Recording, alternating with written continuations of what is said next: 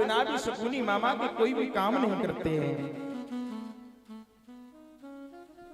और ऐसे ही धृतराष्ट्र की जो बाहर की दृष्टि है वो तो फूटी हुई है, और इनकी अंतर आत्मा जो अंतर की दृष्टि भी है वो भी फूट गई है। अब एक दिन ऐसी स्थिति हो गई, विदुर जी को बड़ा दुख हुआ महाराज। और दुख क्यों हुआ विदुर जी महाराज को? जब उन्होंने ये सुना कि लाक्ष्य भवन में पांडवों को जलाने का षड्यंत्र रचा जा रहा है। जब ऐसा सुना तो आज यहाँ पर विदुर जी महाराज को बड़ा दुख हुआ है। आज विदुर जी से रहा नहीं गया, और जब विदुर जी से रहा नहीं गया तो विदुर जी यहाँ धृतराष्ट्र के पास पहुंचे और बोले, हे राजन, ये अन्याय की बेल पर अमृत का फल क्यों लगा रहे हो? आपको पता है कि अन्याय की बेल पर कभी भी अमृत का फल जब आ ही नहीं सकता है, क्योंकि शास्त्र भी यही कहते हैं कि अगर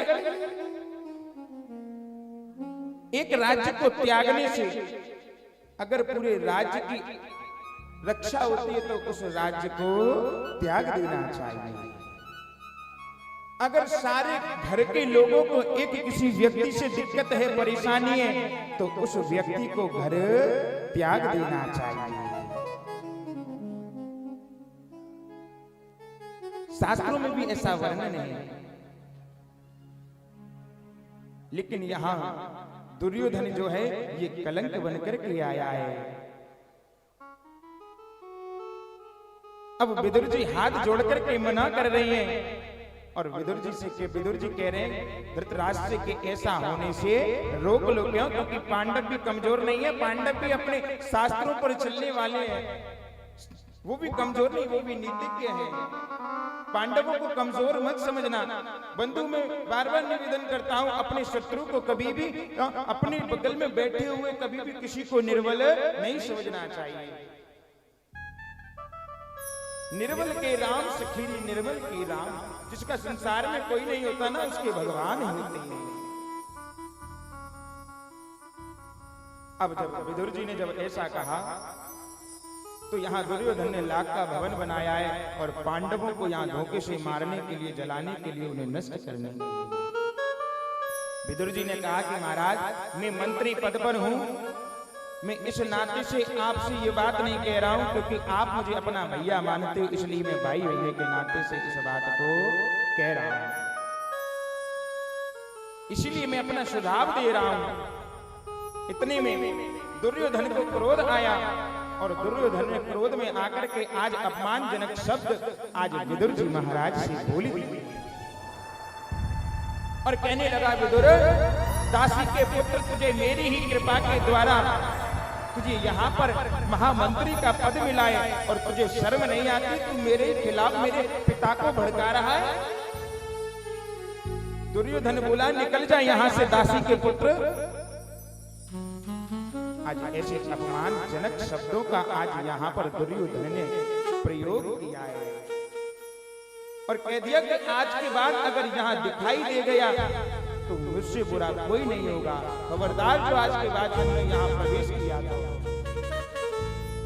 विदुर जी ने कहा, दुर्योधन, तुम्हें कष्ट देने का मेरा कोई अधिकार नहीं है, और रही महामंत्री पद वाली बात, तो मैं इस महामंत्री पद को तुम क्या मुझे निकालोगे? मैं खुद ही त्याग पत्र देता हूं। आज बंधुओं, पांडवों के लिए, आज धर्म के लिए, आज विदुर जी ने आज अपने महामंत्री पद को त्याग दिया है। हम और आप अगर कहीं गलत हो रहा होता है तो उसको देख करके चले जाते हैं, किसी के सारथी नहीं बनते, किसी के मददगार नहीं बनते, ऐसा भाव और बना लेते हैं। हो रहा है तो होने तो, कौन सा हमारे साथ हो रहा है। लेकिन जिस समय हमारे साथ होता है ना, तभी हमें और आपको पता लगता है। अब जैसे यहाँ पर मंत्री पद को त्यागा है, विदुर जी महाराज आज अपने घर, अपने निवास पर गए। विदुरानी काकी के पास जाकर के बोले, देवी, सारे झंझट खत्म हो गए, मैंने सारे झंझटों को खत्म कर दिया, अब तो बस भगवान का भजन करना है। आज विदुरानी काकी कहने लगी कि समझे नहीं महाराज, आज जब विदुर जी जब प्रतिदिन अपने निवास पे, अपने आश्रम में जाया करते, अपने घर जाया करते थे, अपने महल में, तो एक अलग ही खुशी उनके चेहरे पे हुआ करती थी। आज विदुरानी काकी आज विदुर जी के मुखमंडल को देख करके आज मैया से रहा नहीं गया। मैया ने पूछा कि इस कमल जैसे मुखड़े पे जो तुम्हारी मुस्कुराहट रहती थी, आज वो खुशी मुझे दिखाई नहीं पड़ रही। आज ये मुखमंडल उदासी से कैसे भरा हुआ है। आज यहाँ विदुरानी काकी ने जब पूछा तो आज यहाँ पर विदुर जी ने कहा, देवी मैं आज महामंत्री पद से त्याग करके आया हूं, और आज मैंने उस महामंत्री पद को ही नहीं त्यागा। मैंने ऐसा प्रण लिया है, ऐसा संकल्प लिया है कि आज हम ये अपना महल भी त्याग करके, सब कुछ त्याग करके अब भगवान का भजन करने के लिए हम आश्रम में जा रहे हैं। अब हम भगवान का भजन करेंगे। आज जैसे ही आज विदुरानी काकी ने जब ऐसा सुना कि महामंत्री पद त्याग दिया, आज मानो आज विदुरानी काकी के पैरों तले पृथ्वी खिसक गई। अब तो विदुरानी काकी के नेत्रों में अश्विन की धारा बहने लग गई। स्वामी ये क्या कहते हो, आप होश में तो हो? कि हाँ देवी, मैंने महामंत्री पद को त्याग दिया है। अब तो अपना ठाकुर जी के भजन में अपने मन को लगा देंगे, अपना जीवन ठाकुर जी के भजन में व्यतीत करेंगे। बंधुओं, निवेदन करूं, जबकि धृतराष्ट्र के महल के बाद में दूसरे नंबर पर विदुर जी का ही महल आता था हस्तिनापुर में। यहाँ पर पांडवों को 12 वर्ष का वनवास हो रहा था। मेरे गोविंद शांति दूत बनकर के गए, और जब शांति दूत बनकर के जब आने का जब नाटक कर रहे हैं यहाँ पर,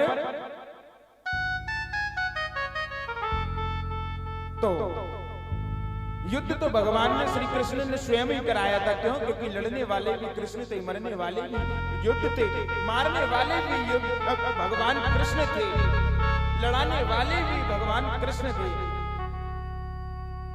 लेकिन कृष्ण की जब आवागमनी हो रही है तो कृष्ण को अपने पक्ष में लेना है। कृष्ण को अपने पक्ष में लाने के लिए दुर्योधन ने भगवान के प्रति यहाँ पर छल कपट कर दिया है। और छल कपट क्या किया है?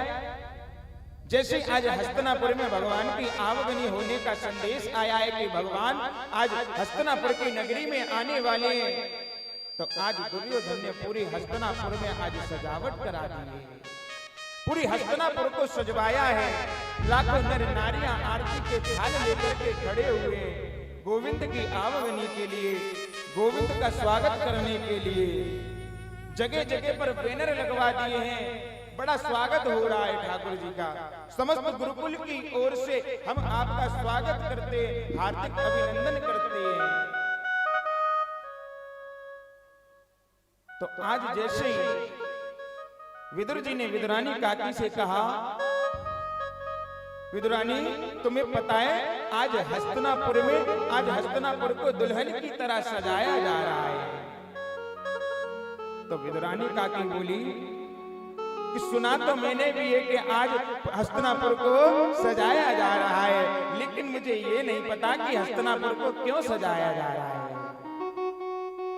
विदुर जी बोले, अरे देवी, आज हस्तिनापुर को इसलिए सजाया जा रहा है क्योंकि आज हमारे गोविंद की आवागमनी है। आज हस्तिनापुर में हमारे माधव, हमारे गोविंद आ रहे हैं।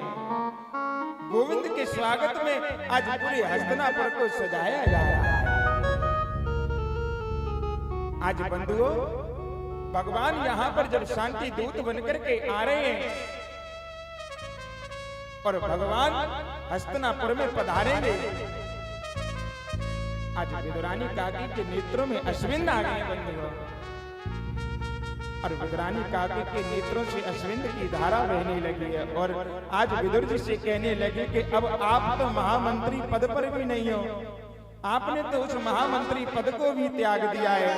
लाखों नर नारियां भगवान की आवागमनी के लिए तैयार हैं। इतनी इस भीड़ में हमें भगवान का दर्शन कैसे होगा? जब तो आप मंत्री पद पे थे तो हमें भगवान का दर्शन हो जाया करता था।